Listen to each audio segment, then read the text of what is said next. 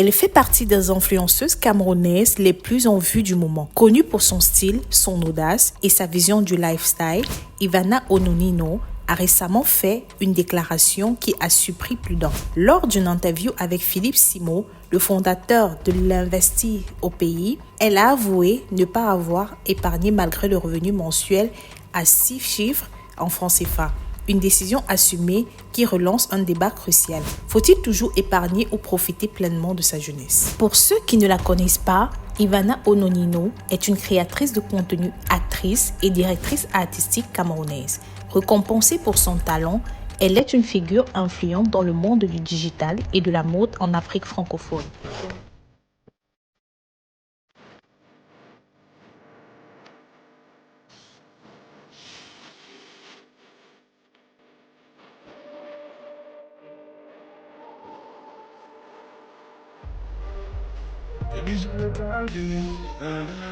Et en face d'elle, nous avons Philippe Simo, franco-camerounais, entrepreneur et fondateur de la plateforme Investir au pays. Il s'est donné pour mission d'inciter la diaspora africaine à investir intelligemment sur le continent.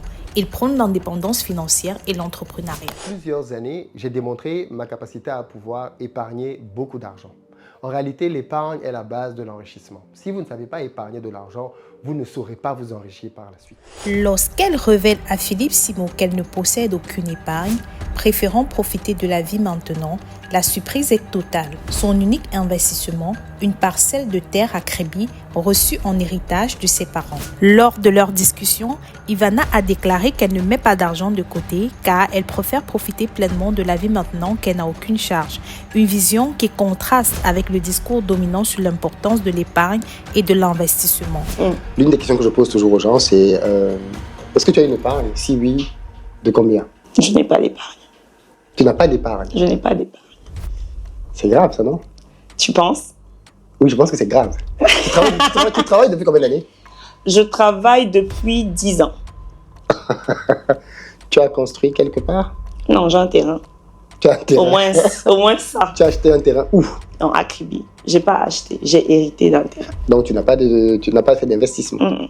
Dans les commentaires, certains disent qu'elle a raison. Pourquoi se priver alors qu'on n'a ni enfant ni engagement financier lourd? D'autres répliquent qu'à 30 ans, il est peut-être temps de sécuriser l'avenir. Selon une étude de l'IFOP en 2022, 96% des jeunes Français ont pris l'habitude d'épargner avec une intensification dès l'âge de 25 ans. Toutefois, selon Distingo Bank, les disparités sont marquées. Les jeunes actifs aux revenus élevés épargnent en moyenne 578 € par mois contre 120 € pour ceux ayant des revenus modestes. Selon Service Public, les produits d'épargne privilégiés restent le livret A, le PEL, le LDDS ainsi que le livret jeune pour les moins de 25 ans. Cependant, selon Le Monde, une nouvelle tendance se dessine.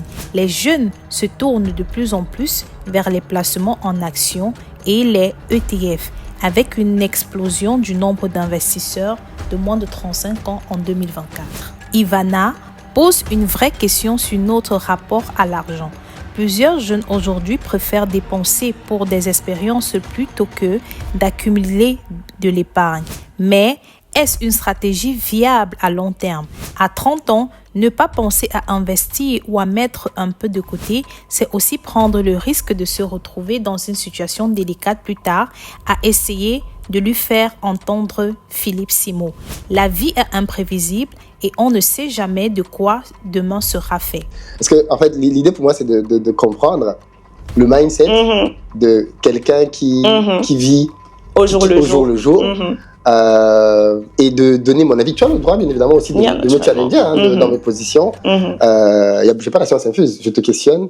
Et parfois, on va être d'accord, parfois, on va pas être d'accord. C'est le but de l'échange. Moi, ce que je pense quand même, c'est que...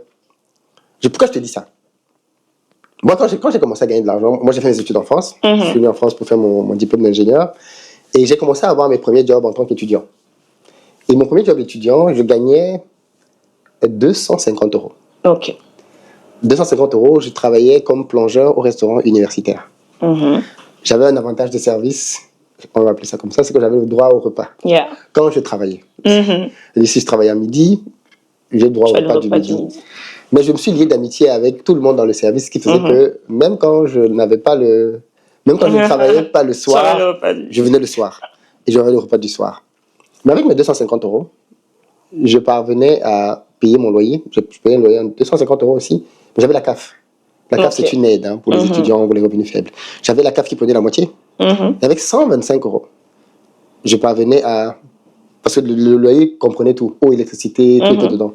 Avec 125 €, je parvenais à vivre. Parce que le reste du temps, au premier semestre, je vivais en ville. C'était en quelle année? 2000, quand je raconte là maintenant, c'était en 2008. Est-ce que... Non, attends. 250 € n'est pas devenu 10 000 €. La conversation, si mon père et moi, on a cette conversation tout le temps, il dit, tu ne peux pas comparer ton époque à la mienne. Parce que peut-être pas ton père, ça remonte à très loin, tu vois. Et je lui dis ça tout le temps. Avant, c'était beaucoup plus simple. C'était difficile, il y avait des difficultés. Je ne dis pas que c'était pas difficile, il y avait des difficultés, mais c'est encore plus difficile aujourd'hui. Encore plus difficile. Et tu le sais, you know. Alors, tu dis que c'est encore plus difficile aujourd'hui. Tu veux dire que le coût de la vie est plus élevé? Le coût de la vie est élevé partout. Je me suis reposé la question. Figure-toi, est-ce que je peux encore vivre avec 250 € aujourd'hui? Il faudrait que les conditions soient les mêmes. C'est-à-dire que j'ai un logement quelque part, ainsi de suite. Mais, ce que je veux te faire comprendre en définitive, c'est que peu importe combien tu gagnes, tu peux toujours épargner. Donc, l'excuse, pour moi, c'est l'excuse de dire que je dépense X, Y, Z. C'est une excuse parce que, en réalité, la décision de dépenser, notamment dans un cas comme le tien, c'est la décision de... Parce que pour le coup, il y a des gens qui peuvent être choqués par ce que tu dis. Tu dis que tu gagnes 2 000 € en France. Tu n'as pas d'enfant à charge. Donc, les 2 000 € là, c'est pour toi-même, pour t'occuper de toi. Tu es consciente que dans ce pays, le SMIC, c'est 1500 et quelques bruts, peut-être 1700 bruts plutôt, je crois qu'en net, c'est 1300 quelque chose comme ça. Le SMIC net, 1400 peut-être, ok. En tout cas, moi, autour de, entre 1300 et 1400. Il y a des gens qui vivent du SMIC. Toi, tu as 600 € de plus que le SMIC. Et tu ne parviens pas à épargner. Ils vivent du SMIC et ils ont des aides. Ok, ça, je ne sais pas. Non, ils vivent la plupart des gens qui sont au SMIC grâce aux aides. Ont des aides en plus. Ok.